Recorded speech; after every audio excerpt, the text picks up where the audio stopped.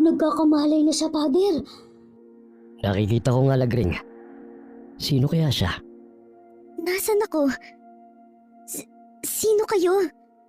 Huwag kang matakot, Iha. Ako si Father Andro. At siya naman si Aling Lagring. Nandito ka sa tinutuloy naming bahay. Anong pangalan mo? Ako?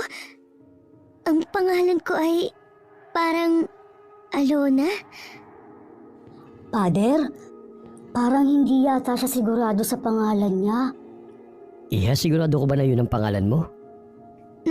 Narinig ko na parang yun ang tinatawag sa akin. Alam mo ba ang nangyari sa'yo? Natagpuan ka kasi naming walang malay sa sementeryo. Hindi ko po alam. Bakit may benda ang ulo ko? May sugat ka kasi sa ulo at iba pang mga galos. Talaga bang hindi mo natatandaan kung ano nangyari sa'yo? Kung saan ka galing? Hindi po talaga. Bastang alam ko lang, may tumatawag sa pangalan ko. Yun lang. Hindi po kaya dahil sa sugat niya sa ulo kaya wala siyang maalala, Pader? Posible rin yun. Ikuha mo siya ng mga kain Lagring. Tsak nagugutom na siya. Opo, ikukuha ko na po siya ngayon. Huwag mo munang pilitin alalahanin ang mga nangyari sa'yo.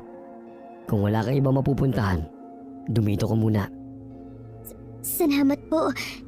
Kaya lang po, hindi niyo naman kilala ang pagkatao ko. Ang tahanang ito ay bukas sa lahat ng mga nangangailangan.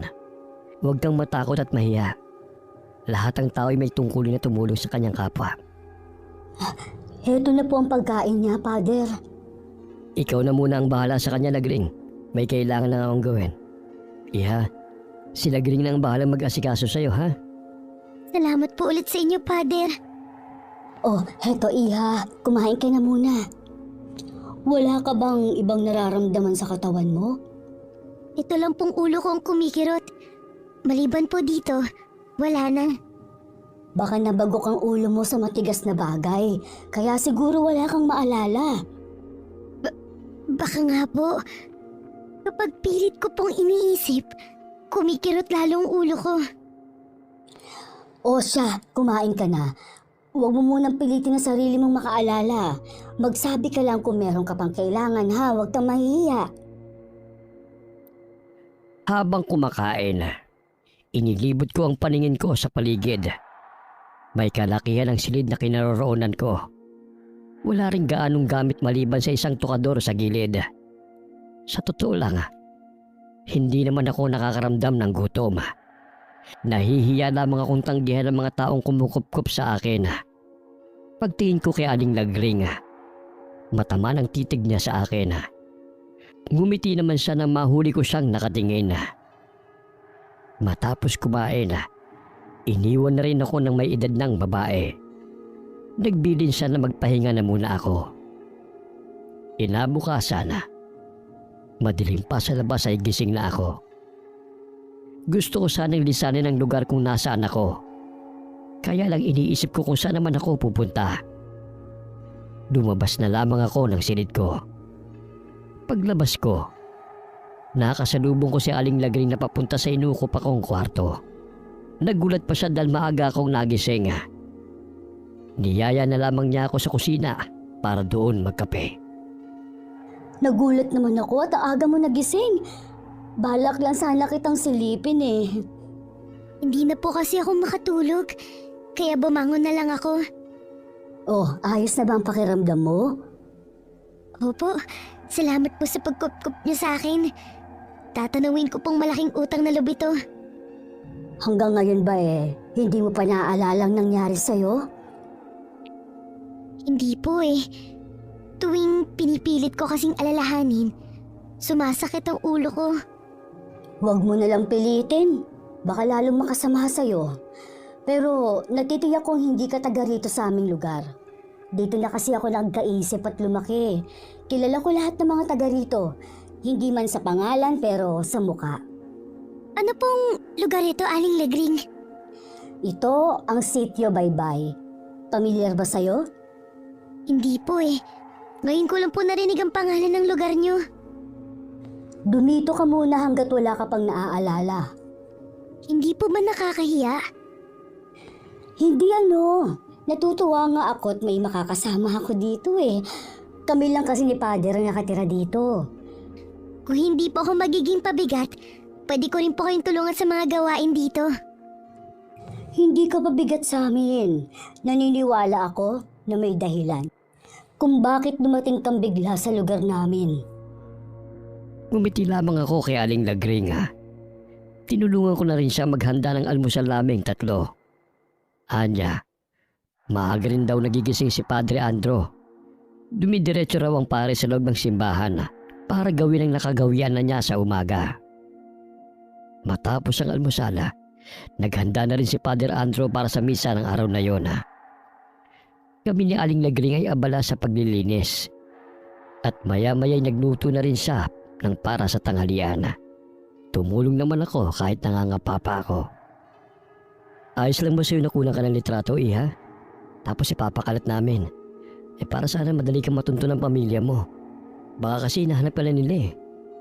Ayos lang naman po, Father. Mamaya Lagring samahan mo si Alona kina Enoch para magpakuha ng litrato, ha? Oo, Father. Sasamahan ko po siya mamayang hapon. Igagala ko na rin po siya sa buong sityo. Basta huwag kayo magpapabot ng dilim sa labas. Alam ko naman po yun, Father. Magbabakas sakali rin po kasi ako na baka may nakakakilala kay Alona.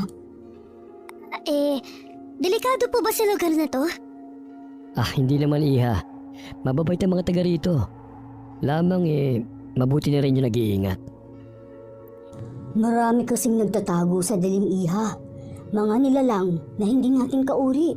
Naghihintay lang sila ng tamang oras. Ano pong ibig niyong sabihin, Aling Lagring? Huwag mo nga takutin si Alona Lagring. Ikaw talaga. Baka mamaya niyan hindi na siya maglalabas ng bahay. Pasensya ka na, Iha. Huwag mo nalang pansinin ang sinabi ko. Nagbibiro lang ako. Hindi naman po ako masyadong matatakutin. Tingin ko sa'yo isang matapang na babae. Kasi ang mga mata mo, hindi ka kikitaan ng anumang takot o emosyon. Maganda ang mga mata mo, Alona. Parang lagi nangungusap. Hindi naman po masyadong maganda ang mga mata ko. Hindi ko talaga maikakilala na mabubuting tao ang kumukup-kup sa akin. Sa sandaling panahon pa lang kasi, panatag na ako sa kanila. Nung bandang hapon nga, lumabas kami ni Aling Lagring. Habang papunta kami sa bahay ng taong sinasabi ni Father, hindi ko maiwasan na magpapaling-paling ng tingin. Nang dumating sa bahay ni Enoch, kinuhanan na kagad ako ng litrato. Ilang kopya rin ang ginawa nito. Ang lalaki na rin daw ang bahala sa mga yon. Nung pauwi na kami, tinuro sa akin ni Aling Lagring kung saan ako nakita ni Padre Andro. Malakas di umano ang ulan noon. Galing ang pare sa kabilang barangay para mamigay ng tulong sa mga taga-roon. Ayos ka lang ba, Iha? Namumutla ka kasi. Ano po kasing may naaalala ko? Isang babaeng umiiyak. Meron siyang sinasabi sa akin. Hindi ko lang maintindihan. Tapos tumatakbo ako. May humahabol sa akin. Ano pa ang naaalala mo, Iha? Wala na po, Aling Lagring. Kumikirot na naman ang ulo ko. Mabuti pa umuwi na tayo. Malapit na rin namang dumilim. Teka lang po, bundok po ba yun? Oo, isa yung bundok. Mukha lang siyang malapit kung titignan pero napakalayo niyan. Ni isa sa mga taga-sityo, wala pang nakakarating sa lugar na yan. Sabi ng mga matatanda nung araw, iba't ibang uri ng nilalang ang naninirahan sa bundok na yan. Ganun po ba? Napaka-misteryoso pala ng bundok na yan. Oo. Halika na, Iha. May itatanong pa po ko, Aling Lagring. Ano yun? Napansin ko po nakakaibang titig ng mga taga rito sa akin. Akala ko po ba mababait ang mga tao dito? Yun ba? Hindi lang kasi sila sanay na makakita ng dayo dito. Huwag mo nilang silang pansinin. Opo, medyo nailang lang kasi ako sa paraan ng pagtingin nila sa akin. Sa totoo lang, unang kita ko pa lang sa'yo, Magaan ang loob ko. Kung hindi ko nga lang iniisip na may pamilyang naghahanap sa'yo, sasabihin ko na lang sana na dumito ka na lang sa amin. Magaan din pong loob ko sa inyo. Pero pakiramdam ko po hindi dapat ako nandito. Pakiwari ko po ba panganib lang ang dala ko sa kahit na sino. Nagtataka naman na napatitig na lamang sa akin si Aling Lagring dahil sa huli kong tinurana. Ilang sandali pa, hinawakan na niya ako sa braso at hinila pa uwi. Ako naman hindi maiwasan na magpalinga-linga sa paligid. Pakiramdam ko kasi may nagmamasid sa akin sa itaas ng mga puno. Pagka-uwi naging abala si Aling Lagring sa pag-aasikaso sa hapunan. Tumulong naman ako sa kanya. Nagtanong naman si Father Andrew sa naging lakad namin. Nung gabi hindi ako makatulog. Biling baliktad ako sa higaan. Nang hindi na makatiis, bumangon na lamang ako. Sumilip ako sa labas ng bintana. Sa kadiliman ng gabi, may naaninag ako na bilog at pulang ilaw. Natitiyak kong mga mata yon ng isang nilalang. Kinabukasan, kahit walang tulog, maaga pa rin akong gumising para tulungan si Aling Lagring. Nauna pa nga ako sa kanya sa kusina. Naabutan na niya akong nagpapainit ng tubig. Ay, pasensya ka na iha na tanghali ako ng gising ha. Nauna ka patuloy sa akin dito. Wala po yun. Halos magkasabay lang naman po tayo Mukhang hindi ka rin nakatulog kagabi ha. Ganun din kasi ako Ewan ko ba? Napakaalinsangan kagabi. Oo nga po. Hindi na nga po ako nakatiis at bumangon na lang ako. Nakakapagtaka nga. Kapag kasi maalinsangan ang panahon, madalas umuulan. Pero hindi naman umulan kagabi. Baka po nagkataon lang. Ay, siya nga pala. Mamayang 10:00, may feeding program si Father Andrew. Tulungan mo kami sa pag-aasikaso sa mga bata, ha? Oo naman po. Saan po ba magpapakain? Sa harapan lang ng simbahan. Tagal na po ba niyong ginagawa ang feeding program? Mula nang dumating si Father Andrew dito, sadyang malapit ang puso niya sa mga kapuspalad. Hindi siya tumitigil sa pagtulong sa kapwa. Minsan pa nga dumadayo pa siya sa ibang barangay. Napakabusilak po pala ng kalooban ni Father Andrew. Siguro mahal na mahal po siya ng mga taga rito. Ay oo naman. Sana nga habang buhay na siya dito at huwag nang malipat sa ibang lugar. Aling Lagring, kayo po ba? Nasaan ang pamilya niyo? Kung ang ibig mong tukuyin, kung may asawa at anak ako, wala iha. May isa akong kapatid na lalaki. Sa kabilang bayan sila nakatira kasama ng pamilya niya. Ako na lang ang naiwan na naninirahan dito sa sityo. Ganun po ba? Bakit hindi po kayo nag-asawa? Nagkaroon din naman ako ng nobyo dati. Kaya lang pinikot ng itinuring kong kaibigan.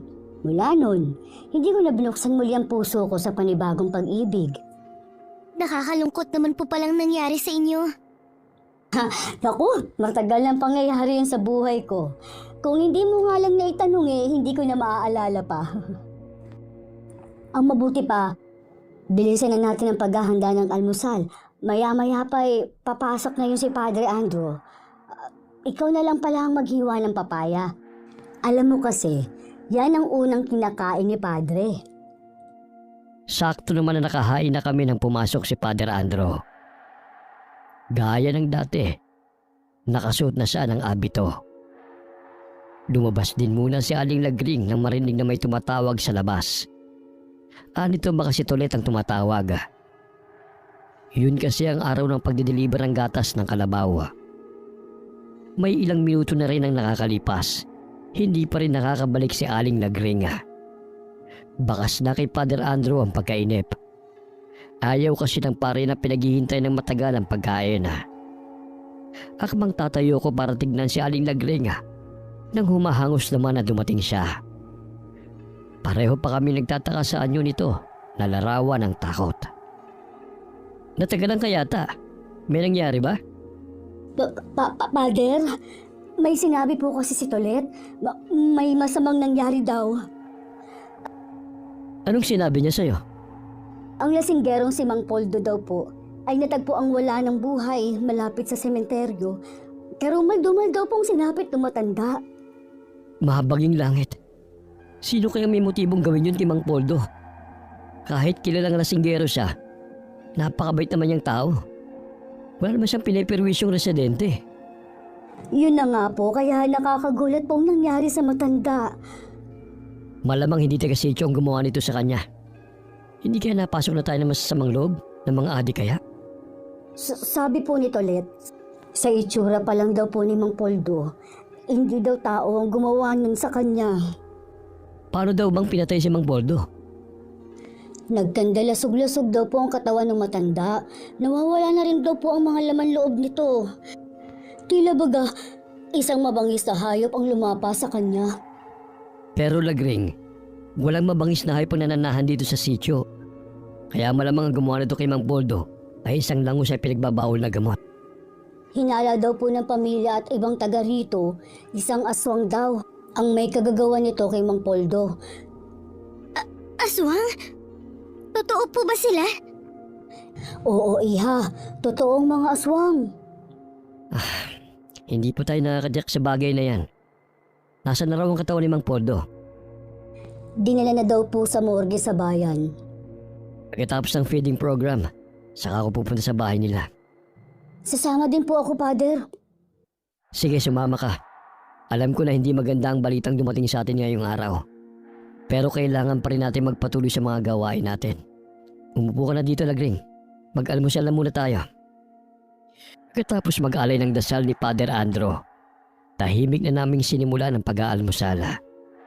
Pagkatapos ng umagahan na, naghanda na rin kami para sa lulutuin sa araw na yon na. May 3 kababaihan pa na taga-sityo ang dumating para tumulong sa pagluluto. Bandang 10:00, inumpisahan na ang pagpapakain sa mga bata ng sityo. Pagkatapos naman ng tanghalian, lumakad na rin sina Father Andrew at Aling Lagring. Naiwan naman ako sa silid ko. Sumasakit na naman kasi ang ulo ko. Tila umiikot din ang paningin ko. Sa sandaling yun, bumabalik na ang alaala ko. Para akong nalulunod na naghahabol ng hangin. Naaalala ko na ang lahat sa akin. Ate Erlina, patawarin mo ako kung iniwan kita. Patawarin mo ako.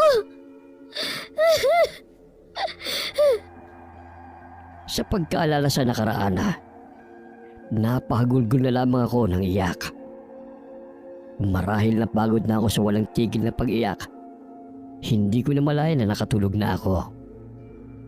Napabalikwas na lamang ako ng bangon at sabay sulyap sa labas ng bintana. Madilim na ng mga oras na yon. Agad kong inayos ang sarili ko at lumabas ng silid. Nagtungo ako sa kusina at nadatnan ko roon si Aling Lagring. Pasensya na po, Aling Lagring. Napahaba po ang tulog ko. Ang bala ko lang po sana umidlip lang. Ayos lang yun, iha. Buti nga, nakapagpahinga ka mabuti. Silip na kita kanina ang himbing ng tulog mo. Ako na lang pong gagawa niyan. Maupo ka na lang dyan. Ako nang bahala rito. Si Father Andrew po. Nagpaiwan pa siya. Mamaya na lang daw siya uuwi. Naiuwi na po ba yung labi ni Mang Poldo sa bahay nila? Oo. Bago ako umuwi hinatid na ng mga tauhan ng punerarya. Nakasarado nga lang ang kabaong. Hindi kasi maganda ang kondisyon ng katawan nito. Kapag po bumalik kayo doon, gusto ko po sanang sumama. Hindi ko man po personal na kilala si Mang Poldo. Gusto ko pong makirami si naiwan niyang pamilya. Sige iha, sumama ka sa akin bukas. 3 araw lang daw kasi ibuburo lang labi ng matanda at ililibing na rin kaagad. Kinabukasan nga, sumama ako kay Aling Lagring sa lamay. Kuryosidad ang makikita sa mga mata ng mga taga roon habang nakatingin sa akin. Lumapit naman ako sa may bahay ni Mang Poldo na si Aling Bebe para ipabatid ang taus-puso kong pakikiramay. Habang nakaupo, marami akong naririnig na usap-usapan tungkol sa akin. Kung saan ako galing, bakit kasama ako ni Aling Lagring, at sari-sari mga tanong tungkol sa aking pagkatao. Lahat ng yun ay malinaw kong naririnig dahil yun sa kakaibang taglay kong katangian bilang isang aswang. Hindi na namalayan ni Aling Lagring na madilim na pala. Napansin lamang niya yun nang nagsisidatingan ng mga taong nakikiramay. Nawili rin kasi ako sa pakikipagkwentuhan kaya hindi ko na malaya ng oras. Hindi naman po siguro tayo pagagalitan ni Padre Andrew. Alam naman niyang galing tayo sa lamay eh. Kaya lang natatakot kasi ako.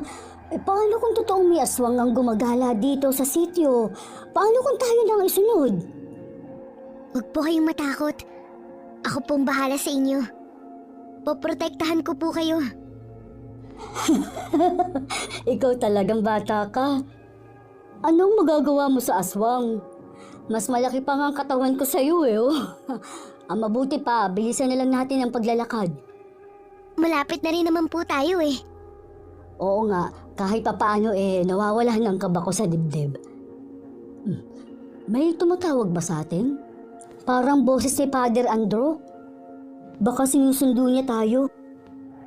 Hindi po yun si Padre Andrew. Yung ibon na mukhang uwak na nasa puno. Siya ang gumagaya sa boses ni Padre. Anong klaseng ibon kaya yan? Kakatakot naman. Isa po yung ek-ek. May kakayanang gayahin ng boses ng isang tao. Huwag mong sabihin, isa siyang aswang. Opo, madalas din silang ginagawang alaga ng mga aswang. Halika na, Alona. Tumakbo na tayo. Pagdating sa tinutuluyan namin, naghihintay na sa amin si Padre Andrew. Umaliwalas naman ang mukha nito nang makita kami. Humingi kaagad ng paumanhin si Aling Lagring dahil gabi na kaming nakauwi. Hindi na rin namin sinabi ang nakainkwentro namin habang pauwi kami. Wala pa rin naghahanap sa akin na kapamilya at kakilala. Inakala ni Padre Andrew at Aling Lagring na wala talagang naghahanap sa akin. Siguro nga ulila ka ng lubos. Kasi pinagtanong-tanong ni Padre ang litrato mo sa mga baryo na pinupuntahan niya. Pero wala talagang nakakakilala sa'yo. Ang totoo po niyan, may ilan na po akong naaalala. Totoo po na wala na akong mga magulang. Pero may isa po akong kapatid na babae. Si Ate Erlina po. Hindi ko lang po sigurado kung buhay pa siya. Alam mo ba kung nasaan siya ngayon? Hindi ko po alam. Nung gabing nakita niyo po ko, tumatakas kami noon. Hindi ko lang po maalala kung paano kami nagkahiwalay. Baka masasamang loob ang humahabol sa inyo. Sana naman ligtas ang kapatid mo at nakatakas katulad mo. Sana nga po. Lagi ko po siyang naiisip ko ano nang nangyari sa kanya. Isasama ko ang ate mo sa mga dasal ko. Salamat po, Aling Lagring. Napakabuti niyo po talaga. Natuwa si Padre Andrew nang sabihin ko na doon na ako mananatili sa sityo. Sinabi ko rin na unti-unti nang bumabalik ang alaala ko. Nakukonsensya rin naman ako na hindi ipagtapat sa kanila na naaalala ko na ang lahat ng mga nakaraan ko. Hindi ko lang kasi alam kung paano sasabihin sa kanila ang totoo kong pagkatao. Nang sumunod na araw, muling nabalot ng takot ang buong sityo Baybay dahil sa panibagong biktima ng pinaghihinalaang aswang. Isang dalagitan na inutusan lamang ng ama na bumili ng alak sa tindahan ang hindi na nakabalik. At kinabukasan nga, natagpuan ang katawan nito na wala ng buhay. Kapareho ang silapit niya kay Mang Poldo. Kaya malakas ang paniniwala ng mga tao roon na aswang nga ang may gawa sa dalawang biktima. Kawawa naman yung dalagita. Sinisisi nga daw ng nanay ang asawa sa sinapit ng anak nila. Kung hindi daw inutusan ang dalagita hindi daw mabibiktima ng aswang. Huwag muna tayo magbigay ng konklusyon na aswang nga ang may gawa noon. Ipaubayan na lang natin sa mga pulis ang pag-iimbestiga. Alam ko, Father, na hindi kayo naniniwala na aswang ang may kagagawan dun sa Dalagita at kay Mang Poldo. Pero, paano niyo po ipaliliwanag ang paraan ng pagkamatay nila? Naniniwala ako na hindi lamang tayong nilalang na nabubuhay sa mundong ito. Pero wala pa rin tatalo sa kapangyarihan ng Maykapal. Basta manalig lang tayo sa kanya. Opo, Father. Siguro kailangan na magpatupad ng curfew dito sa sitio ng kapitan natin. Naku, Father. Alam niyo naman na walang pakialam ang kapitan natin sa mga tao dito sa sityo. Ewan ko ba dun? Bakit laging nananalo? Palibasa kasi, puro kamag-anak niya ang mga taga rito. Kakausapin ko siya mamaya. Hindi ako matatahimik kung wala man lang akong gagawin. Mas nagmamalasakit pa nga po kayo sa mga taga rito kung sino pa ang dayo. Huwag ka na maghimutok dyan, Lagring. Sige. Maiwan ko na muna kayo ni Alona rito. Sige po, Father. Mag-iingat po kayo. Huwag din po kayo magpapaabot ng gabi sa labas. Huwag ka mag-alala. May sandata akong dala. Yun ay ang pananalig ko sa Diyos. Nagagabayan niya ako sa lahat ng oras. Ipinatupad nga ang curfew sa Sitio Baybay. Kailangan 6:00 pa lamang ay nasa bahay na ang mga residente. Pinaigting din ang pagpapatrolya ng mga barangay tanod. Isang gabi, habang nagpapatrolya, isang tanod ang naiwan dahil sa tawag ng kalikasan. Walang kamalay-malay ang mga kasama na yun na pala ang huling beses na makikita nilang buhay ang kasamang tanod. Dahil sa pangyayaring yun, wala nang gusto magpatrolya sa gabi. Pwede naman sigurong wala nang lalabas ng bahay tuwing gabi. Ganun na nga ang mangyayari sa mga susunod na gabi.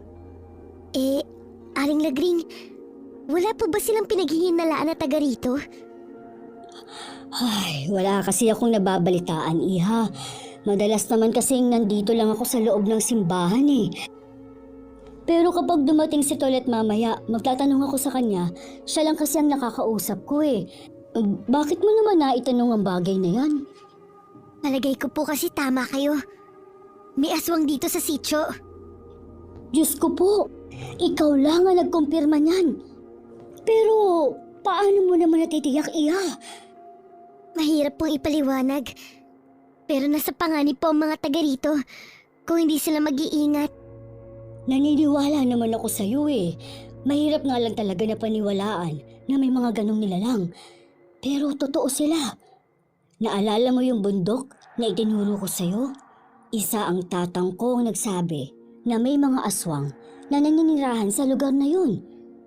Mukha pong maraming nalalaman ng tatang nyo. Dati kasing mahilig umakyat ng mga bundok ang tatang ko. Isang bundok na yon sa inakyat niya. Sabi niya, meron siyang naging kaibigang aswang. Katunayan nga raw, meron itong ibinigay sa kanya na pangil ng aswang. Isa daw iyong bertud.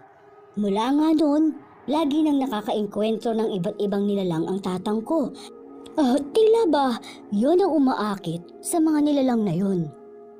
Nasaan na po ang bertud? Sino ang nagmana nito? Dahil ako ang paboritong apo ni tatang noon, sa akin niya ito iniwan. Kaya lang, dahil takot naman akong gamitin, itinago ko na lang yun. Isa pa, tumatak sa isipan ko na sinabi ni tatang, hindi daw lahat ng aswang ay likas na masama. Sumasang-ayon po ako sa sinasabi ng tatang nyo. Katulad din po sa normal na tao, meron din pong masama at mabuti sa kanila. Kaya lang, hindi ko pa rin maiwasan na kilabutan sa kanila. Sana wag naman akong makakita. Hindi ko kasi alam ang gagawin ko kung sakali. Wala ring nakuhang impormasyon si Aling Lagring kay Tolet. Nang magdala kasi ng gatas ng kalabawang lalaki, inusisa ito ng matandang babae. Basta raw buwang paniniwala ng mga taga-sityo na aswang ang may kagagawan sa mga pagpatay. Nang gabing yun, hindi ko alam na kabilugan pala ng buwan. Dahil hindi pa naman ako ganap na aswang, hindi ako masyadong naapektuhan ng liwanag nito. Dahil nakakaramdam ng alinsangan, lumabas ako.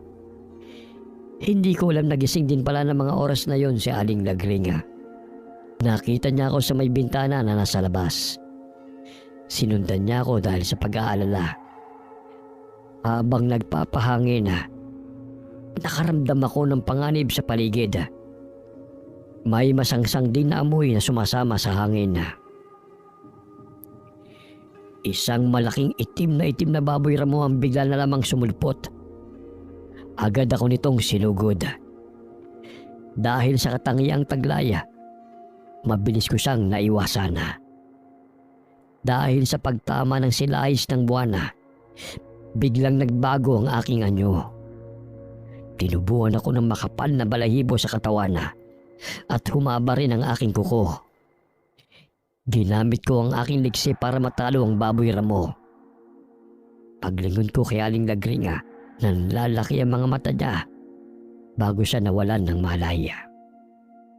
Aling Lagring, gumising po kayo? Ikaw!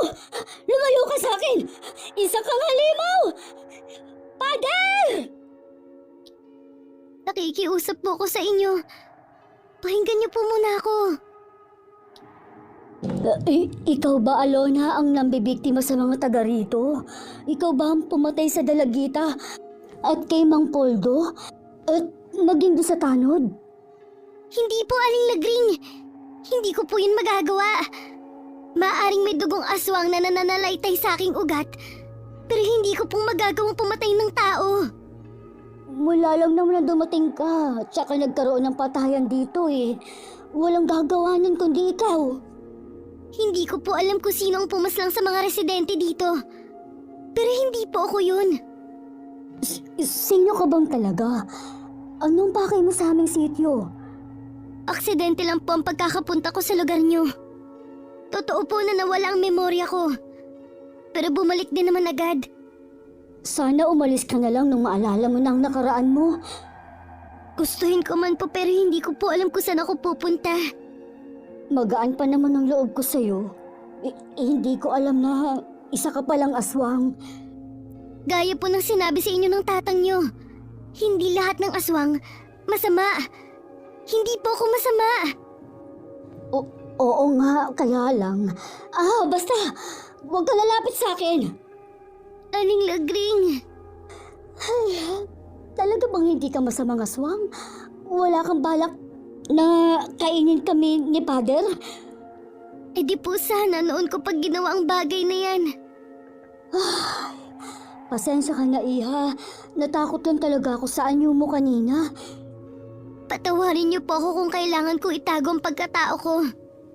Katulad niyo, takot din po akong makasakit at masaktan. Sabihin mo nga, paano ka bang naging aswang? Ang inay ko po ang aswang. Isa siyang bangkilan. Isa sa mataas na uri ng aswang.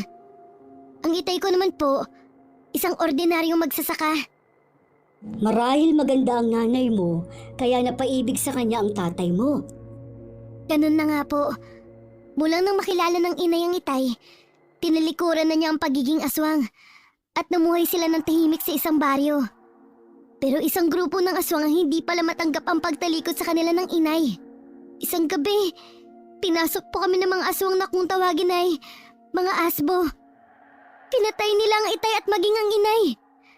Tinukot po kami para sa amin ipunla ang sanggol na magiging malakas sa lahat ng uri ng aswang. Pero bago pa nila maisagawa ang plano, nakatakas kami ng kapatid ko. Kaya alam po naghihiwalay kami. Hindi kaya yung malaking baboy ramo yun ang isa sa mga naghahanap sa'yo? Hindi po. Isa po siyang awok. Ngayon ko lang nalaman na marami palang tawag sa aswang. Akala ko isang uri lang kayo May mga pinagmulan din pala kayo, no? Ayoko rin kayong madami ni Padre Andro. Kaya aalis na rin po ako. Teka lang, Iha. Huwag kang umalis. Mas delikado kapag nagpalaboy-laboy ka sa labas. Mas gusto ko na rin po yun. Kesa naman sa mapahamak kayo ng dahil sa akin. Basta, dito ka lang. Naniniwala naman ako na mabuti kang tao sa kabila ng pagiging aswang mo. Nais ko pong maging ordinaryong tao lang. Hindi ko lang po alam kung paano. Sa pagkakatanda ko sa sinabi ng tatang noon, Hanggat hindi pa raw nakakain ng laman ng tao, pwede pa daw magdamot ang pagkaaswang. Talaga po? Kahit nung nabubuhay pang itay, naghahanap na po siya ng magaling na albularyo na maaaring tumulong sa amin ng ate ko. Pero nakamatayan na nila ng inay ang bagay na yun. Huwag ka mag-alala, makakahanap din tayo ng paraan. Nawala ang tila nakadagaan sa dibdib ko dahil sa mga sinabi ni Aling Lagring. Hindi rin nagbago ang pakikitungo niya sa akin. Napansin ko lamang na medyo naging mahigpit siya sa akin. Nalaman ko lang kay Father na pinaghihinalaan ako ng mga taga-sityo na baka raw ako ang aswang na pumapatay. Simula raw kasi nang dumating ako, doon lamang nagkaroon ng patayan. Inausap ko na si Kapitan tungkol sa mga kumakalat na balita tungkol sa iyo. Maniwala po kayo, Father. Wala po akong kinalaman sa nangyayaring patayan dito sa sityo. Alam ko naman yun. Kulang na nga lang makipagsabunutan si Lagring sa pagtatanggol sa iyo. Kaya po pala ayaw akong palabasin ni Aling Lagring. Yun po pala ang dahilan niya. Pinoprotektahan ka lang naman niya laban sa ibang tao. Nagtampo pa naman ako sa kanya. Yun pala mabuti ang kanyang intensyon. Napansin ko na parang anak na ang turing niya sa iyo. Siguro dahil nangangarap din siya na magkaroon ng pamilya. Wala kaming kaalam-alam na mga oras na yun. Kasalukuyang nakikipagtalo si Aling Lagring sa dati nitong kaibigan na si Aling Sedes.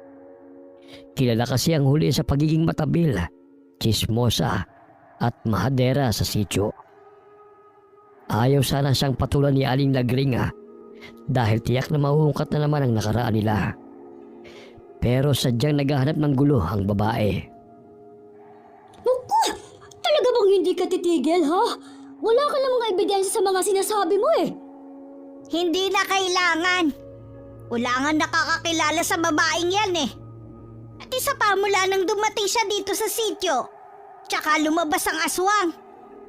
Eh baka naman kasi ikaw ang aswang. Hindi ba gawain mo naman talaga mga aswang dati pa? Hanggang ngayon ba hindi mo pa rin matanggap na ako ang nakatuluyan ni Rodolfo? Masama pa rin ang loob mo. Kaya hanggang ngayon hindi ka pa rin nag-aasawa. Hala, puntaan mo siya sa sementeryo at magtabi kayo sa himlayan niya. Kung gusto mo, ikaw na lang. Total, asawa mo naman siya eh. Magsama kayo hanggang kamatayan. Ikaw talagang babae ka? Buhay na buhay pa ako. Gusto mo na agad akong sumama sa asawa ko. O bakit akong gusto mong tumabi sa himlayan ni Rodolfo? Kayo ang mag-asawa. Kasi nga alam ko may gusto ka pa sa kanya. Kaya nga ibinabalik ko na siya sa'yo. Wala ka talagang respetong babae ka. Pagkatapos mong pakinabangan ng asawa mo, kung ano-anong sinasabi mo. Ano ngayon? Hindi na rin naman niya maririnig dahil patay na siya. Makauwi na nga. Baka kung ano pang magawa ko sa'yo. Hoy, Lagring! Hindi pa tayo tapos mag-usap. Ano pa bang kailangan mo, ha? Oras na malaman ko lang na aswang yung babaeng kinupkup nyo. Ako mismo ang papatay sa kanya. Hindi ako papayag na maghasik siya ng lagim dito sa sityo, no? Sinabi ng hindi aswang si Alona. Bakit ba kasi pinagpipilitan mo yan? Dahil buntis ang anak ko. Oras na may masamang mangyari sa kanya, ikaw ang sisisihin ko at ang Alona na yan. Matalim na sinundan na lamang ng tingin ni Aling Lagring ang papalayong babae. Pagkatapos ay ginalaan niya ang paningin sa mga taong nakikiusyoso sa nangyari. Tahimik na lamang siyang umuwi sa tinitirhan sa likod ng simbahan. Nakarating naman kay Father Andrew ang nangyari. Dahil sa tapat lamang ng simbahan yun nangyari. Ano na naman itong nakarating sa aking balita, Lagring? Hindi ba sabi ko sa iyo, huwag mo nang patulan ng taong yun? Nakakainis na kasi, Father. Ayokong tigilan ni Sedes. Naikwento ko naman sa inyo na matagal na kaming may alitan. Sana hinabaan mo na lang ang pasensya mo. Pasensya na po talaga, Father. Hindi ko na po uulitin. Dapat lang, Lagring. Tayong mga matatanda dapat ang magpapakita ng magandang huwaran. Sa tingin mo kaya, sa mga batang nakakita sa pag-aaway nyo, anong mapupulot nila? Inaamin ko naman po na nadala talaga ako ng matinding galit ko. Sana wag na itong maulit. Naniniwala ako na ikaw ang mas higit na nakakaintindi. Kaya ikaw na lamang ang umiwas. Opo, Father. Aalis muna ako ha. May pag-uusapan kasi kami ni Kapitan tungkol sa suliranin ng sityo. Mag-iingat po kayo, Father. Nang makaalis si Father Andro, tsaka ko lamang nilapitan si Aling Lagring. Tinanong ko siya kung ano nangyari. Sinabi naman niya ang totoo. Gaya ni Father, pinayuhan ko rin siya na iwasan na lamang din si Aling Sedes. Nagpasalamat din ako sa kanya dahil sa palagi niyang pagtatanggol sa akin. Meron pala akong sasabihin sa'yo, Iha. Ano po yun? Naalala ko kasi na meron magaling na albularyo na nakatira sa kabilang baryo. Matutulungan kaya niya ako?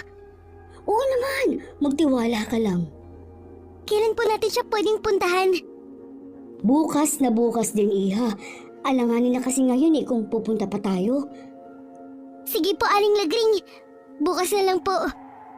Kinakatigan pa rin tayo ng Diyos. Alam niya kasi na mabuti kang tao. Oo nga po. Kala ko po talaga wala ng pag-asa. Kinabukasan nagpaalam kami kay Father Andro. Agad naman kaming pinayagan ito. Tinahilan namin na magpapagamot lamang kami sa albularyo sa kabilang baryo. Makitid at mabato ang daan papunta sa kabilang baryo. Pero hindi naman yun ininda ni Aling Lagring. Kahit tagtag sa biyahe, matiwasay naman kaming nakarating sa bahay ng manggagamot. Sa harap ng bahay niya, merong siga. Tumawag na si Aling Lagring sa likod ng katamtamang laki ng bahay. Lumabas ang matandang lalaki na payat ang pangangatawan at puti na lahat ang buhok. Tila alam na nito ang pagdating namin. Agad niya na kaming pinapasok sa loob ng bahay. Nito makaabutan pa kami ng malakas na ulan. Hindi pa man kami nakakaupo. Bigla namang bumuhos ang ulan. Nagkatinginan na lamang kami ni Aling Lagring. Kaedong. Kaya po kami nandito dahil sa kasama ko. Ang dalagang kasama mo ay hindi natin kauri. Paano niyo po nalaman? Malayo pa lamang naamoy ko na ang kanyang dugo. Kaedong, matutulungan niyo po ba ako? Hindi mo kailangan ng tulong, Iha. Wala namang diferensya sa'yo. Ho! Pero may dugo po ng aswang ang nananalaytay sa akin. Nais ko po maging normal na tao. Hindi ko pwedeng baguhin kung ano ka. Habang buhay nang mananatili sa iyong dugo ang isang aswang. Ang tulong na kailangan mo ay ang huwag magising ang natutulog na halimaw sa iyong katauhan. Natatakot po ako na hanggat may dugong nananalaytay sa aking ugat, maaari po akong maging ganap na aswang. Mahal mo ba ang inay mo? Oo naman po. Naging mabuti siyang ina sa amin ni Ate Erlina. Tinalikuran niya ang pagiging aswang mula nang makilala niya ang itay. Kung ganoon, hindi mo kailangan talikuran ng pagiging aswang mo. May paraan pa para hindi ka maging ganap na aswang.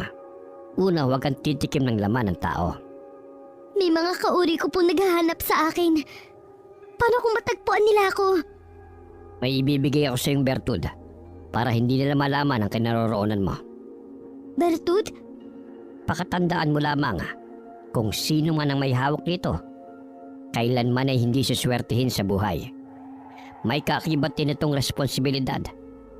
Handa ka bang tugunan ng mga ito? Pumayag ka na, Iha. At least mararanasan mo maging normal ang buhay mo. Sige po, Kaedong. Tatanggapin ko po. Nang araw na yon, tinanggap ko ang bertud na mula sa albularyong si Kaedong. Hindi niya na sinabi kung saan nagmula ang bertud. Pero sinabi niya na pinili daw ako nito. Ibig lamang sabihin na karapat dapat ako magtanga nito. Nang araw ding yon, inanong ni Aling Lagring kung alam ba ni Kaedong ang tungkol sa gumagalang aswang sa aming sityo. Ay pinaghihinalaan na ako. Pero masyado siyang mailap. Kailangan po naming malaman dahil pinagbibintangan ng mga tao si Alona. Kasabay kasi ng paglitaw niya sa sityo ay ang paglitaw naman ng aswang. Huwag kayong mag-alala.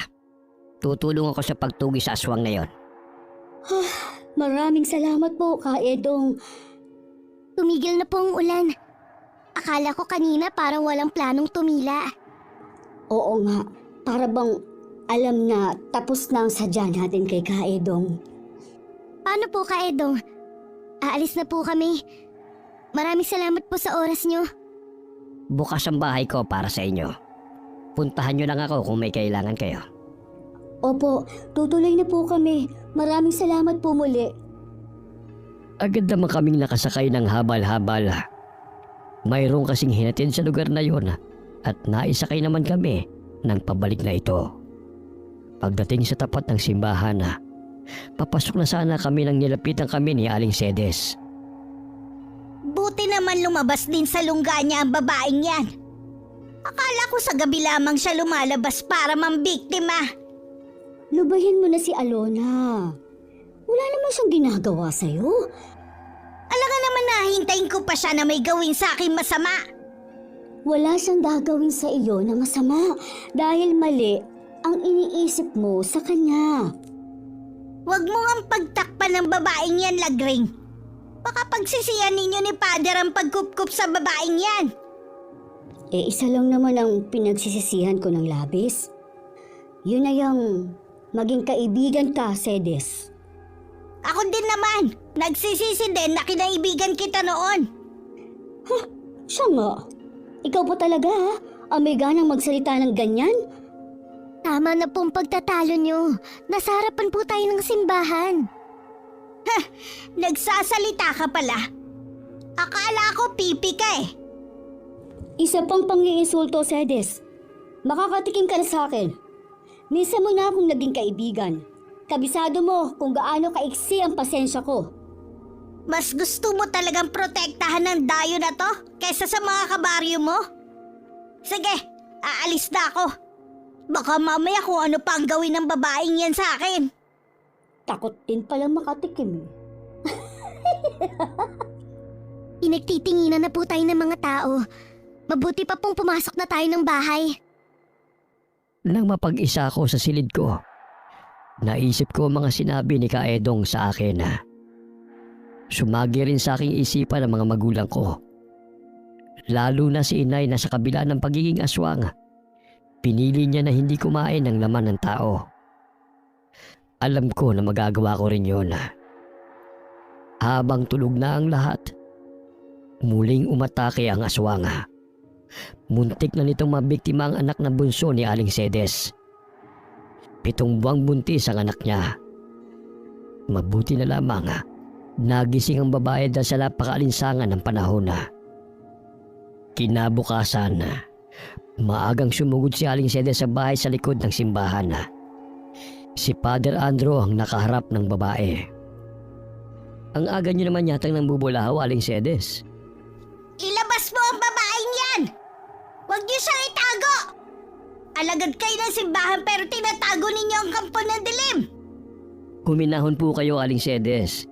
Irespeto niyo naman ang tahanan ng Diyos. Ilabas niyo si Alona! Kung gusto niyo tumigil ako sa pag-e-eskandalo rito! Hindi ko ilalabas si Alona kahit na anong mangyari.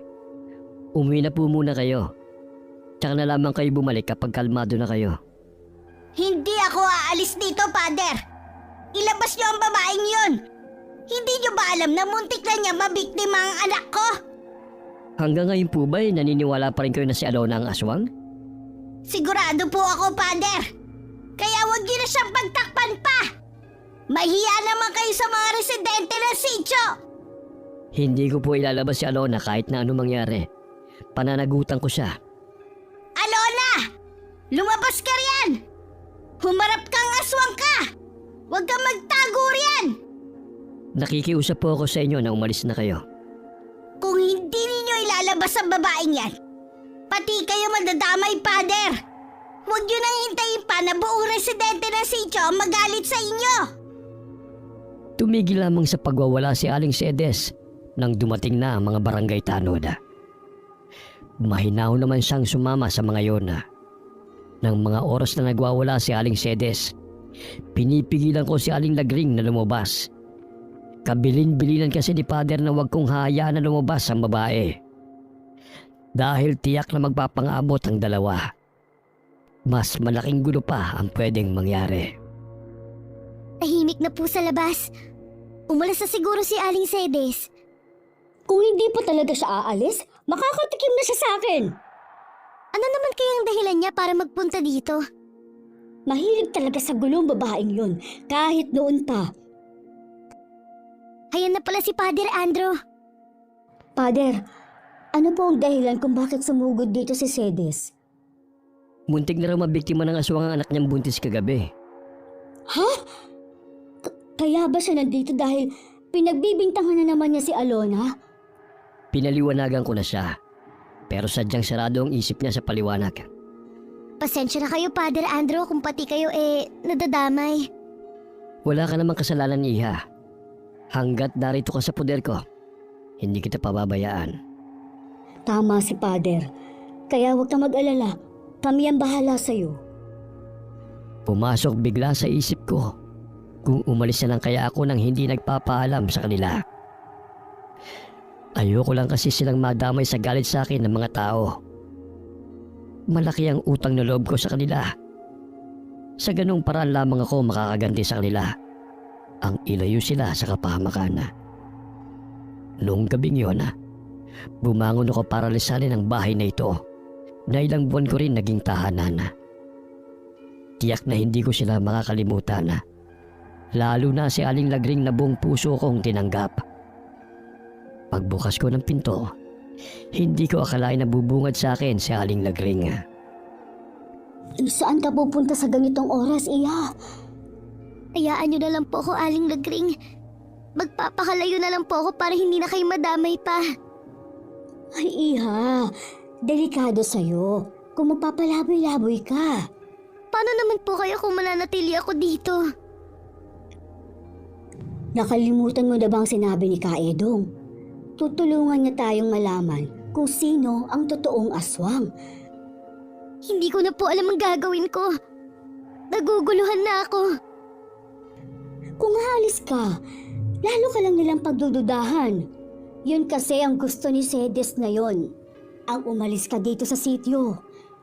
Sige po, hindi na ako aalis. Ay, salamat naman. Kung hindi ka pa makatulog, mabuti pa magkwentuhan muna tayo. Baka po hindi kayo sanay magpuyat. Ano yun? Amoy, nasusunog! Ano ka mo? Titignan ko po kung may nasusunog. Parang nanggagaling sa kusina. Nang lumabas nga ako sa may kusina, may maliit na bahagi na ang nasusunog. May nag-iwan ng sulo sa tapat mismo ng bintana sa labas, kung saan kahoy ang pagkakayari. Tila mayroong gustong sumunog sa bahay na tinutuluyan namin. Mabuti na lamang mabilis namin itong naapula ni Aling Lagring. Nagising na rin ng mga sandaling yon si Father Andrew. Salamat naman, walang masamang nangyari sa ating lahat. Mabuti na lamang po at gising kami ni Alona. Bakit nga pala gising pa kayo ng ganitong oras? Pareho po kami hindi makatulog. Nag-uusap po kami nang biglang nakaamoy si Alona na tila nasusunog. Salamat sa iyo, Iha. Iniligtas mo kami sa malaking kapahamakan. Maging ang bahay na ito at simbahan. Wala po yun, Father. Pero sino po kaya ang gagawa nito? Mukha po kasing sinadya na sunugin ang bahay na to. Sino pa ba ang gagawa nito kundi si Cedes? Wala namang ibang may motibo eh. Hindi tama na pagbintangan mo ang isang tao na walang sapat na ebidensya, Lagring. Natitiyak ko po na siya lang ang gagawa nito, wala nang iba. Ganon din po ang hinala ko, Father. Niiwan po sa ere ang amoy niya. Ang lakas naman ng pang-amoy mo, Iha. Ang ibig ko pong sabihin yung gamit niyo pong pabango ay naaamoy ko. Matapang po talaga ang pabango ng babaeng yun. Kahit malayo pa, alam mo na agad na paparating na siya. Ganun ba? Magkaganon man, hindi sapat na ebidensya yon. Pupuntahan ko si Kapitan mamaya kapag lumiwanag na. Maiwan ko muna kayo, ha? May kailangan lang akong gawin sa harap ng altar. Sige po, Father. Tsak na magdadasal si Father Andrew. Ano pong gagawin natin? Ipaubaya na lang natin kay Father ang pagsasampa ng reklamo. Ay, hindi na rin ako makakatulog nito. Tara na lang sa kusina. May misa nga pala ngayon. Nang araw na yon, konti lamang ang dumalo sa misa sa pagtataka ni Father Andrew. Kita sa mukha ng pare ang lungkot. Dahil konti na nga lang ang populasyon sa lugar, nabawasan pa ang maninimba. Alam naman namin ni Aling Lagring kung ano ang dahilan. Hindi ko tuloy maiwasan na makaramdam ng inis kay Aling Cedes. Kahit sabihin na nagsisimba halos lahat ng mga tao dito sa sityo, mahina pa rin ang kanilang pananampalataya. Dahil kaunting sulsul lang ng isang tao, naniniwala na agad sila. Hindi rin po natin sila masisisi. Nangingibabaw sa kanila ang takot. Sana lang kasi mas lalo silang kumapit sa Panginoon sa panahon ngayon. Puntahan kaya natin si Kaedong. Ay, ako na lang, Iha. Huwag ka na munang maglalabas ng bahay. Baka mamaya, nakaabang na sa'yo ang babaeng yun. Sige po, mag-iingat lang kayo. Nang umalis si Aling Lagring, ako na lamang ang naiwan sa bahay. Nilinisan ko na lamang ang kapilya para hindi ako mainip sa paghihintay. Nagulat pa ako nang bigla na lamang lumitaw si Aling Cedes. Matalim ang titig niya sa akin at dahan-dahang lumalapit. Inaasahan ko na ang balak niyang gawin, kaya agad kong napigilan ang braso niya. Bagya ko pa yung pinilipit na ikinangiwi ng matandang babae. Bitiwan mo ang braso ko, halimaw ka! Kung halimaw nga ako, sana kanina pa kayo bumulagtas sa sahig? Sinabi lang bitiwan mo ang braso ko! Hayan na ho! Pagbabayaran mo ang ginawa mo sa anak ko! Wala po akong ginagawang masama sa anak niyo. O kahit kanino man. Inosente po ako sa binibintang niyo. Sinungaling! Malalaman din namin ang totoo. Hindi habang buhay may tatago mo ang sekreto mo. Kung tutuusin nga po, kayo ang may malaking kasalanan sa amin. Gusto niyo sunugin ang bahay na tinitirhan namin. Hindi niyo ba naiisip na baka pati itong simbahan madamay dahil sa masama niyong balak?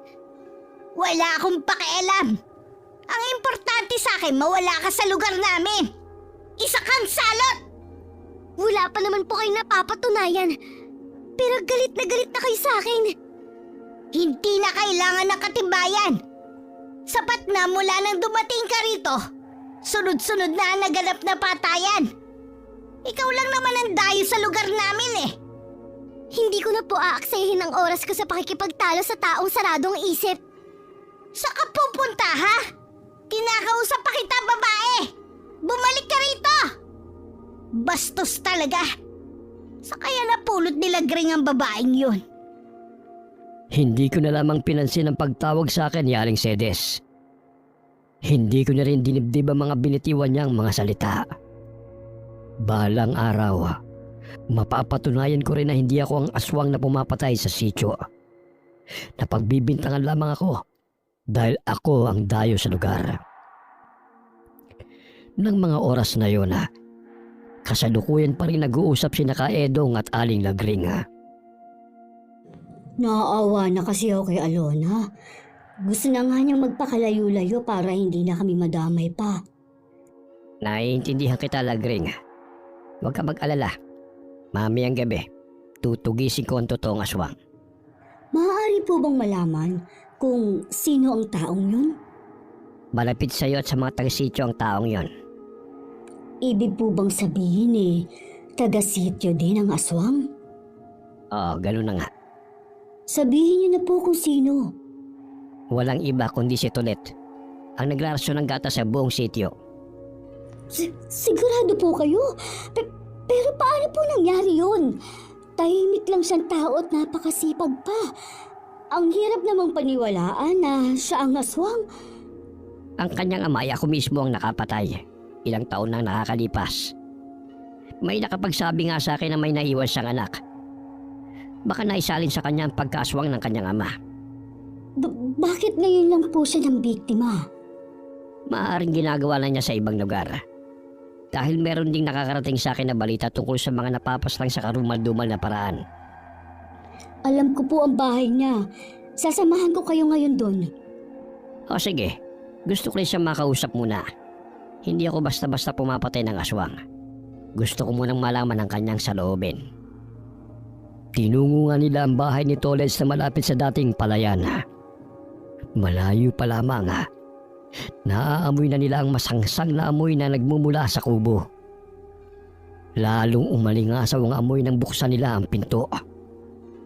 Maraming bangaw ang nagliliparan. Nang pinasok nila ang loob, puro tambak ng basura ang naroon. May mga damit na may mansa ng dugo na nilalangaw. Lumabas si Kaedong sa likod ng kubo. May isang hukay doon at mas matapang ang amoy. Pinaliligiran din ng napakaraming bangaw. Sa hukay ay naroon ang mga buto ng mga hayop o malamang pati buto ng tao. Kumpirmado na ngang si Tolet ang aswang. Nasaan kaya siya? Tiyak na nasa paligid lang yon. Malakas ang pangamoy niya. Paano niyo po siya makakausap kung nagtatago siya? Isa lang ang ibig sabihin nun. Hindi niya kayang talikuran ng pagiging aswang. Kailangan niyang mawala para matapos na rin ang kanyang paghahasik ng lagim dito sa sitio. Akala ko naman, napakabait niya.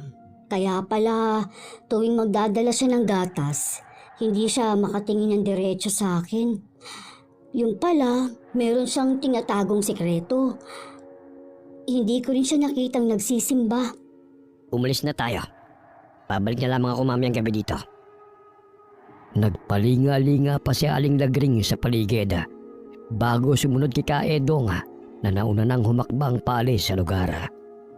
Gaya ng sinabi ng albularyo na nagtatago lamang si Tolet. Lumabas lamang ang lalaki sa pinagkukublihan niya nang makalis na sila. Magkasama pa sina Aling Lagring at Kaedong nang makasalubong nila si Aling Sedes. Nagulat pa ang babae nang makilala ang albularyo. Bakit kayo magkasama? Sa inyo sana kami pupunta. Mabuti at nakasalubong ka na namin. Bakit niyo naman ako pupuntahan? Para si Kaedong mismo ang magsasabi sa'yo na hindi si Alon ang aswang na nambibiktima sa mga taga rito. Tigilan mo na ang panggugulo mo sa dalagang yon. Dahil sa ginagawa mo, nagdudulot ka lamang ng takot sa kanya. Kung wala naman siyang tinatago, bakit siya matatakot? Kahit sino naman ay matatakot sa mga ginagawa mo. Tama ba naman na sunugin mo ang tinitirhan namin? Bakit kasi hindi niyo papaalisin ang salot na babaeng yun? Ikaw ang salot, Sedes. Mula noon, gusto mo lagi may away at gulo. Kahit hindi ka naman inaano, ang hilig mong gumawa ng issue. Mapag-usapan ka lang. Hindi totoo yan! Anong hindi? Kilala na kita noon pa. Ngayon naman, si Alon ang ginugulo mo. Dahil ba ako ang kumupkup sa kanya? Dinamay mo pa talaga siya sa galit mo sa akin? Tama na pagtatalo nyo. Ikaw, Sedes, tigilan mo na si Alona. Ipaubaya mo na sa akin ang paghuli sa totoong aswang. Siguraduhin niyo lang po, Kaedong, na mahuhuli niyo ang aswang.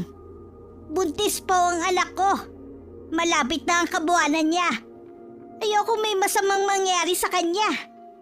Samahan mo ako sa inyo. Gusto ko rin masuri ang anak mo. Umuwi ka na rin sa inyo, Lagring. Tumangulang si Aling Lagring nang nakalayo na ang dalawa. Tsaka lang siya humakbang pauwi. Nasa silid naman ako at naghihintay. Kanina pa masama ang pakiramdam ko. Tila nag-aapoy ang aking pakiramdam. Nang kumatok si Aling Lagring, hindi ko pinalata sa kanya ang sama ng nararamdaman ko. Kumusta po ang lakad niyo? Hindi ako makapaniwala sa nalaman ko kay Kaedong. Kung sino ang tunay na aswang. Sino po ang aswang? Yung nagde-deliver sa atin ng gatas, si Tolet. Ho? Di ba siya din po ang nagbabalita sa inyo tungkol sa mga biktima? Yun na nga eh. Siya pala ang salarin. Kaya pala detalyado niyang nasasabi sa akin kung anong nangyari sa mga biktima. Kung sino pa yung hindi natin inaasahan, siya pa pala talaga ang may madilim na itinatago. Oo nga. Teka lang.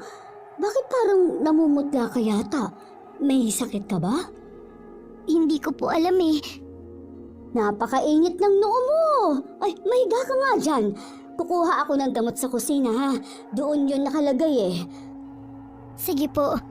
Ganito ang nararamdaman namin ni Ate Erlina noon. Sabi ng inay, normal lang daw na maramdaman namin ang ganitong pakiramdam dahil sa dugong nananalaytay sa amin. Oh, nandito na. Dinalhan na rin kita ng tubig. Bumangon ka na muna riyan. Salamat po, Aling Lagring. Naalala ko tuloy sa inyong inay. Natataranta din yun kapag may sakit kaming magkapatid. Para na rin kitang anak kung tutuusin. Gaganda na ang pakiramdam mo niyan. Ngayong nakainom ka na ng gamot. Oo nga po pala. Nagbilin po si Padre na gagabihin siya ng uwi. Umuwi po siya kanina at umalis din. Pupunta nga pala siya sa kabilang baryo. Marami daw kasing may sakit doon. Magdadala siya ng mga gamot. Sana po palang araw makasama din ako sa mga ginagawa ni Padre Andro. Masarap po kasing tumulong sa kapwa. Ay, sinabi mo pa. Kapag hindi na mainit sa'yo ang mga mata ng tao, edi pwede ka nang sumama. Sana po matanggap na nila ako. Gusto ko lang naman maging normal ang buhay ko eh. Kunting tiis pa. Kapag napatay na ni Kaedong ang totoong salarin, mapapatunayan na rin natin sa ibang tao na hindi ikaw ang pumapas lang. Siguro tumalab na ang gamot sa akin. Nakakaramdam na kasi ako ng antok. Ilang sandali lang, hindi ko na namalayan na nakatulog na ako. Kinumutan naman ako ni Aling Lagring bago lumabas ng silid ko. Maaga ring isinara ni Aling Lagring ang kapilya. Batid niya kasi na wala na rin namang pupuntang mga residente. Madilim na sa labas ay tulog pa rin ako. Hinihintay rin ni Aling Lagring ang pag-uwi ni Padre Andro. Pasado 8:00 na rin ang mga oras na yon. Noon lamang na late ng pag-uwi ang pare. Madalas kasi pag sinabi niyang gagabihin siya ng uwi, pasado 6:00 pa lamang inasa bahay na siya. Wala naman po sanang masamang mangyari kay Padre Andro. Iligtas niyo po siya sa anumang kapahamakan. Isang malakas na kalabog ang nagpagulantang kay Aling Lagring na kasalukuyang nasa kusina. Kinakabahan naman na lumapit siya sa may pintuan. Hindi niya kaagad yun binuksan. Nang marinig niya ang tinig ni Padre Andro, tsaka lamang na binuksan ang pintuan. Saktong pagbukas niya, nabuwal ang pare sa harapan niya. Puno rin ng dugo ang damit na suot habang tutob ang dibdib. Padre! Ano po nangyari sa inyo? Bilisan mo, Lagring! Isara mo ang pinto! Nakasunod siya sa akin! Ay, opo, inisasara ko na po. May humarang po ba sa inyong masamang tao? Hindi. Isang aswang ang umatake sa akin. Ay, mabuti po at nakaligtas kayo. Ikukuha ko po kayo ng gamot. Ano pong nangyari kay Padre? Inatake ng aswang si Padre Andro. Bantayan mo muna si Padre. Kukuha lang ako ng gamot. Ako na lang pong kukuha. Alam ko naman po kung saan nakalagay. Sige, Iya. Padre, hubarin niyo po muna ang suot ninyo. Sige. Nag-aalala ako sa driver ng tricycle. Hindi ko alam kung nakaligtas siya. Ipasa Diyos na lang po natin ang kaligtasan ng taong yon. Oo nga. Nagpapasalamat pa rin ako hindi ako pinabayaan ng Panginoon. Ito na pong gamot. Salamat, Iya. Tulungan mo kong gamutin ang iba pang dalos ni Padre. Napakarami niyo pong kalmot at sugat, Padre. Malalim din ang sugat niyo malapit sa puso. Oo nga, Padre. Hindi rin umaampat ang dugo. Napailalim kasi niya ako kanina. Mabuti lang nakawala ako. Kailangan natin ang tulong ni Kaedong. Lalabas lang ako para hanapin siya. Ako na lang pong lalabas. Kayo na lang pong bahala kay Father Andrew. Sigurado ka ba, Iha? May sakit ka pa eh. Opo, aalis na po ako. Teka, Alona. Gabahin niyo po si Alona. Makabalik sana siya ng ligtas at kasama si Kaedong. Father, kung hindi po kayo malulunasan agad, baka po... Kung hanggang dito na lang ako, wala na tayong magagawa. Tanggapin natin ang kalooban niya. Lakad takbo ang ginawa ko. Nararamdaman kong nasa malapit lamang si Kaedong. Maaaring inaabangan rin niya ang paglabas ng aswang. Sa di kalayuan, may naaninig akong figura ng tao. Nang malapit na ako sa kanya, bigla yung naging baboy ramo. Nadidinig ko rin sa paligid ang huni ng ek-ek. Mukhang alaga siya ng aswang. Agad ako nitong inatake. Dahilan para matumba ako. Pilit din niyang inaabot ang leg ko para sagpangin. Malakas ko siyang itinulak at saka ako tumayo. Naramdaman ko na lamang ang pag-iigtingan ng aking bagang. Naramdaman ko rin na humabang aking mga kuko sa mga kamay. Ako na rin mismo ang sumugod sa aswang at saka ko binutas ang kanyang tiyan at hinalukay ang laman loob hanggang mawalan siya ng buhay. Naramdaman kong tila merong nagmamasid sa akin. Pag-angat ko ng paningin, nakatayo si Kaedong sa di kalayuan. Blanko ang ekspresyon sa mukha niya. Bigla naman akong nakaramdam ng takot.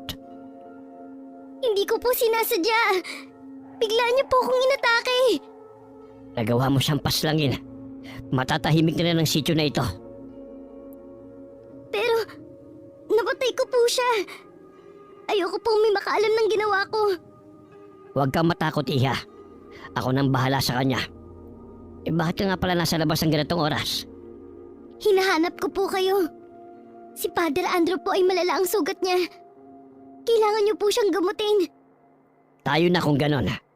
Aswang bang may gawa ng mga sugat niya? Opo.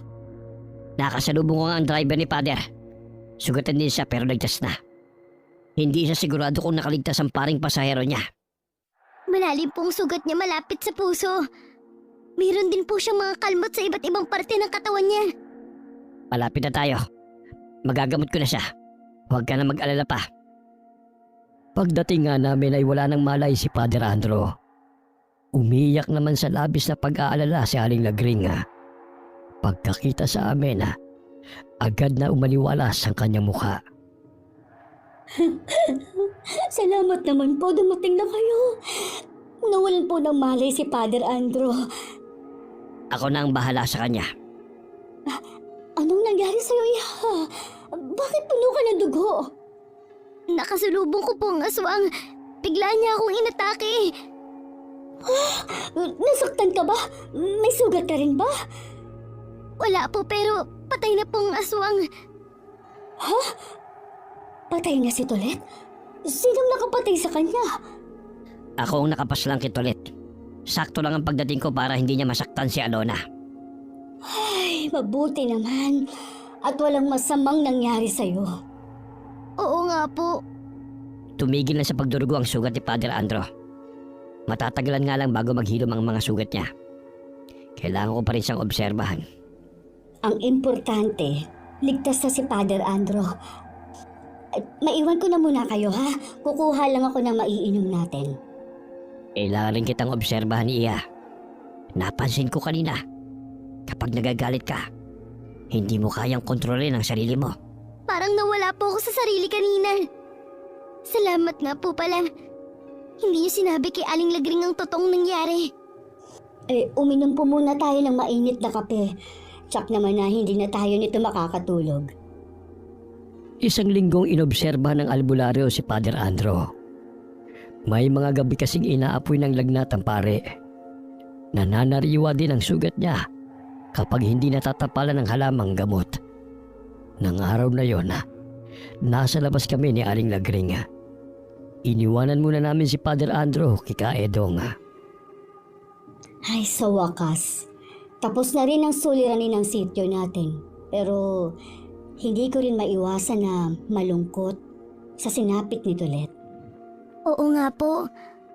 Ngayon ko lang din nakitang maaliwalas ang panahon. Ibig sabihin lang nun, wala nang unos ang darating sa ating lugar. May isang hiling pa sana ako. Umaasa pa rin ako na sana magkita pa kami ng kapatid ko. Huwag kang mawawala ng pag-asa, Iha. Manalig ka lang na ibibigay niya ang hinihiling mo. Opo, hindi po ako nawawala ng pag-asa. Parating po si Aling Sedes. Ha? Ano na naman kaya ang kailangan ng babaeng ito? Magandang umaga sa inyo. Ano ang kinaganda na umaga nandito ka na naman. Kung manggugulo ka lang, Hindi ako manggugulo sa inyo. Kaya ako naparito para humingi sa inyo ng kapatawaran. Lalo na sa iyo, Alona. Pinagbintangan kitang aswang. totoo ba yan, Sedes? Anong nakain mo? Wala lagring. Marami lang ako napagtanto na kasalanan ko sa inyo. Siguro naman hindi pa huli para maging magkaibigan muli tayo. Ikaw lang naman tong mahilig makipag-away sa akin Ikaw na nga itong may kasalanan sa akin. Patawarin mo na sana ako, lagring. Matatanda na naman tayo Hindi maganda kung makikita ng ibang kabataan na nag-aaway tayo kahit saan tayo magpangita. Nakakapagod na rin naman talagang laging may kaaway Sige na nga. Pinapatawad na kita sa lahat ng mga ginawa mo sa akin. Patawarin mo rin ako kung may masasakit man akong nasabi sa'yo. Ang gaan na ng pakiramdam ko. Nawala na yung bigat. Ganon din ako. Bakit ba kasi kailangan pa nating patagalin pwede naman pala tayo magbati. Alona. Sana mapatawad mo rin ako sa mga nasabi at nagawa ko sa'yo. Muntik pa kitang saktan sa loob pa man din ng simbahan. Wala na po yun sa akin. Hindi naman po ako nagtatanim ng galit sa kapwa ko. Ngayong magkakabati na tayo, iimbitahan ko sana kayo sa kaarawan ko. Sana makapunta kayong 3 kasama si Father Andro. Umasa ka na makakarating kami. Tsak naman na magaling na nun si Father Andro. Nabalitaan ko nga nangyari sa kanya. Mabuti na lang nakaligtas siya. Hindi niya pa kasi oras. Marami pang nangangailangan ng tulong niya. Makaraan ng 2 linggo, tuluyan nang gumaling si Father Andro. Nakakapagmisa na rin siya. Sa pagkamangha naming lahat, mas marami ang nagsisimba na ngayon kumpara dati. Mukhang masamang pangyayari sa sityo ang naging daan para magbalik loob ang mga tao. Sa kasalukuyan, lahat ng mga taong naging bahagi ng buhay ko ay wala na.